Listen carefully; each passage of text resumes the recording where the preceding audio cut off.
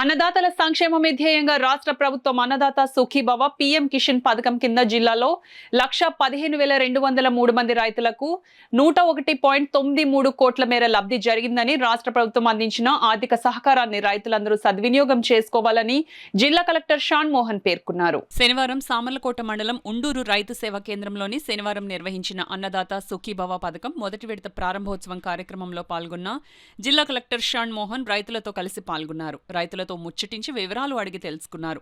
ఈ సందర్భంగా జిల్లా కలెక్టర్ షాన్ మోహన్ మాట్లాడుతూ రాష్ట్ర ప్రభుత్వం తన సూపర్ 6 హామీలలో భాగంగా అన్నదాత సుఖీభవ పథకానికి గౌరవ రాష్ట్ర ముఖ్యమంత్రి నారా చంద్రబాబు నాయుడు ప్రకాశం జిల్లా దర్శిలో శ్రీకారం చుట్టారన్నారు. అన్నదాత సుఖీభవ పథకం ద్వారా రైతులకు పెట్టుబడి సాయాన్ని భారీగా పెంచి వారికి అండగా నిలిచిందని ఆయన తెలిపారు. రాష్ట్ర ప్రభుత్వం అందించిన ఆర్థిక సహకారాన్ని రైతులందరూ సద్వినియోగం చేసుకోవాలని జిల్లా కలెక్టర్ కోరారు.